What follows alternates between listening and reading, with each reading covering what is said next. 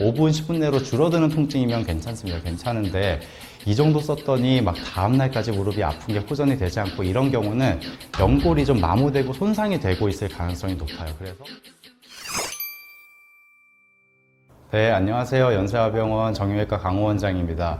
내 무릎을 잘 쓰기 위한 5계명에 대해서 말씀을 드려보겠습니다. 건강한 무릎을 위해서는 여러 가지 중요한 요소들이 있는데 가장 강조해서 말씀을 드리는 건 적절한 근력의 양이 유지가 되는 것이 중요하다 이렇게 말씀을 드려요. 만 30세 이후에는 근육 양과 근력은 계속 감소한다고 되어 있어요. 1년에 1%씩 계속 감소를 하게 되고 60대 이후부터는 더 빠른 속도로 급격하게 감소를 하기 때문에 근육의 양이 내가 인지를 못하는 상태에서 많이 감소를 하게 되는데요. 근육이 감소를 하게 되면 나는 똑같이 걸었는데 걸을 때 적절하게 관절을 보호를 해주지 못하고 체중이 이렇게 뼈에 과도하게 전달이 되면서 무릎에 손상을 주고 통증이 악화되는 이러한 경과들을 유발을 할 수가 있어요. 그래서 평소에 꾸준히 근력 운동을 하시는 게 중요하다 항상 말씀을 드리는데요.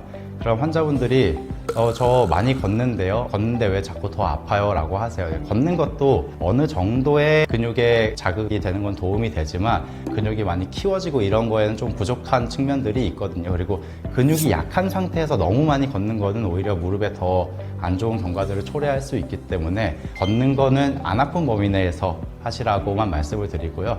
가장 중요하다 말씀을 드리는 거는 이 허벅지 앞쪽에 있는 대퇴사두근 근육이 제일 중요하다 이렇게 말씀을 드리거든요. 그래서 저희가 권해드리는 운동은 이렇게 다리를 펴서 이렇게 쭉 들었다 내렸다 하는 대퇴사두근 운동 틈나는 대로 좀 열심히 하시라라고 이렇게 말씀을 드리고요.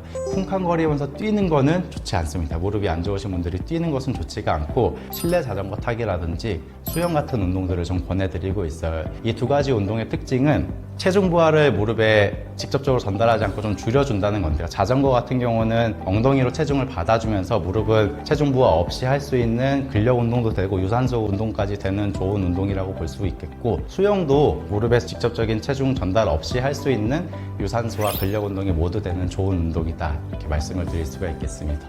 다리를 앉아서 하셔도 되고 누워서 하셔도 돼요. 누워서 하셔도 되는데 일단은 고관절이 너무 굴곡되지 않은 상태로 하시는 게 조금 더 자극을 줄 수 있는 방법이 되겠고, 발목은 위로 들어주시는 게 좋습니다. 위로 들어주신 상태에서 다리를 쭉 펴고 이렇게 쭉 들면은 여기 허벅지 앞쪽에 그 힘이 꽉 들어가는 게 느껴지실 거예요. 이 상태로 하나, 둘, 셋, 넷, 다섯 이렇게 하고 나서 내리고 무릎 앞쪽에 좀 뻐근함이 느껴질 때까지 해주신 다음에 여기 좀 뻐근하다 하면 반대쪽 해주시고, 이거를 한 사이클로 해서 한 3회에서 5회 정도 하시는 거를 이제 추천을 드립니다. 두 번째는 올바른 생활 습관을 갖는 것이 중요합니다. 올바른 생활 습관은 무릎에 안 좋은 동작들을 피하는 게 이제 우선적으로 이제 중요한 요소들인데요.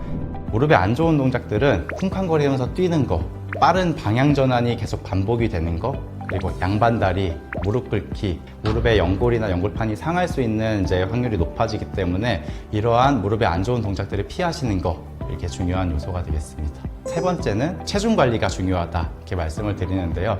무릎은 걸어 다닐 때마다 체중이 실리게 되는 그러한 관절이기 때문에 체중이 늘게 되면 무릎에 전달되는 충격들도 계속 늘게 될 수밖에 없어요. 그리고 평상시에도 많이 실리지만 경사지를 다닐 때는 많게는 7배, 8배까지 이제 체중이 부하가 된다 이렇게 되어 있거든요. 그래서 내가 체중이 1kg만 늘어도 무릎 입장에서는 7kg, 8kg의 로딩이 더 가해지는 거기 때문에 체중을 관리하시는 것이 건강한 무릎을 갖게 되는데 이제 중요한 요소가 되겠습니다.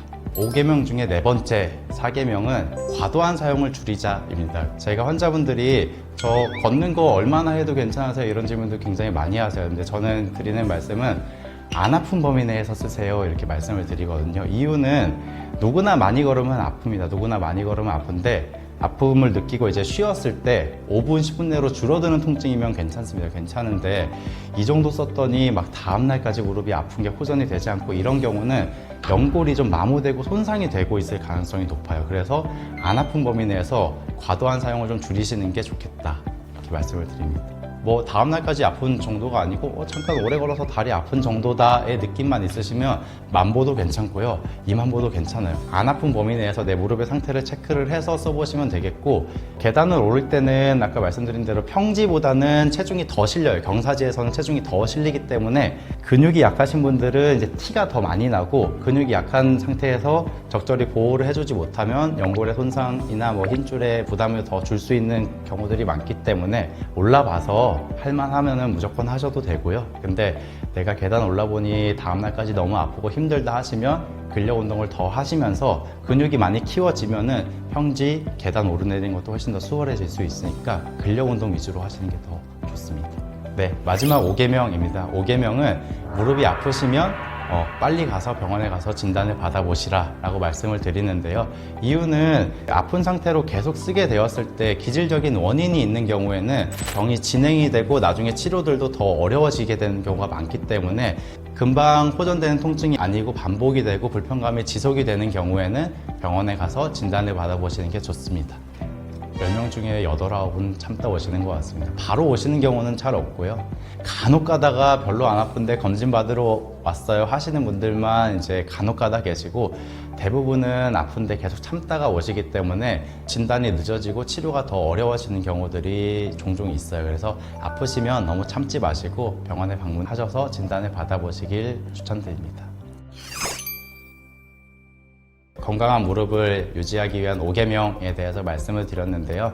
이렇게 하나하나 체크하시면서 별거 아닌 것 같아도 근력 운동도 하고 나쁜 습관 줄이고 아프면 병원에 가서 이렇게 진단도 받아보고 하신다면 내 무릎을 잘 보존하고 잘 쓰면서 건강하게 관절의 기능을 잘 보존할 수 있을 거라고 그렇게 생각합니다.